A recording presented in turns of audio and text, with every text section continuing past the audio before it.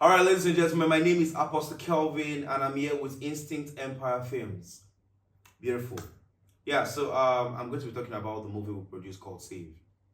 Um, Save is an amazing project, and Save started from the creativity of a lady called Jessica Ufuno Adie. She called me and she told me about the story Save, and I was actually really impressed with the story.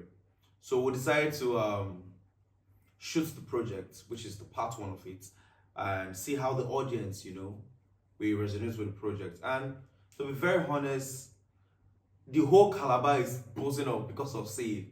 Trust me, the cinematographers, the gaffer, the set designer, everybody brought in their A game. Yes, of course, there are a bit of one or two lapses as a production team. We know we shouldn't afford such lapses, but at the end of the day, let's be very honest. They gave it their all, and the audience loved the movie. That movie has not been promoted anywhere, and already it's getting streams on YouTube. So we decided to shoot the part two. But before we go into the part two, I want to talk about the part one. Now, in my city, Cross River State, there's been a whole lot of movie producers, unknown and quote movie producers, because they shoot this movie. I don't know if I'll use the word they don't get the support they deserve, or I'm going to say the movie did not, hit the limelight. I don't know. Whichever or however, we are trying to change the narratives. We plan on shooting movies in Cross River State that's going to go global. I mean, global. And in doing that, we have to have one of the best storylines ever. I mean, the kind of movies you watch and you are glued to your screens. Yes, that's the kind of movie we need to produce. Now, we need to bring our A game when it has to do with technicality. Enough of us just trying to do relatable stories in the sake or in the name of relatable stories. Now, what happened is that many people hide under the umbrella of relatable stories.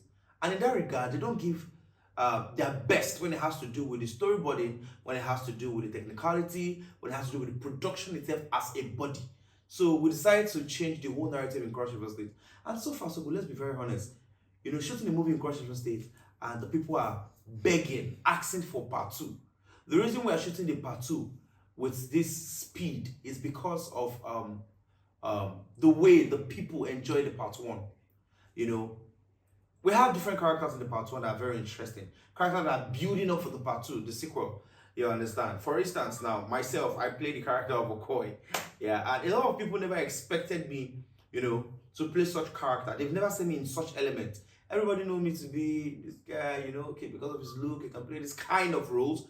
But they were actually very shocked when I played the bad guy. Not false, the bad guy, but the bad guy, So I played it so well that at the end of the day, I watched the movie myself and I was like, no, this is good. This is good, We don't have to give people roles that they feel like it's suitable for them. Now, I'm going to talk about each characters. Yeah? Let me start with Ekefe. Ekefe happens to be the CTO. He's my friend. And I've seen him in different elements. When he was a dancer, he did hyping, before he came into the technical part, you have to do with the graphics, cinematography, and the rest of them. I've seen him in different elements. And not for once have I doubted that he was going to be an amazing actor. When I told him, when the story came and I was doing the casting, and I said, Ekefe, you're going to play the role of Mr. Femi Adekunle. And he was like, I'm not an actor. You get? And I said, no. This is not about being an actor. It's about you understanding the craft, understanding the art. Many people who are top actors, even in Hollywood, Bollywood, some of them studied engineering, medical, they're medical doctor, surgeon, whatever, and they end up doing better than even the ones that ever went to study 4 years in the university, So we gave him a try. He met Jessica, and they were rehearsing back to back to see how they could perfect that role, alongside Jisam. And to the greatest, I won't lie to you, excluding myself, he's one of the characters that I enjoy watching. The reason is because I know where he started from. And the way he embodied that character, you could literally see a pastor who had a bad life. Someone who had made love with BDSM, someone who has done the unbelievable, you understand, coming back to preach the gospel. At the same time, his past is haunting him.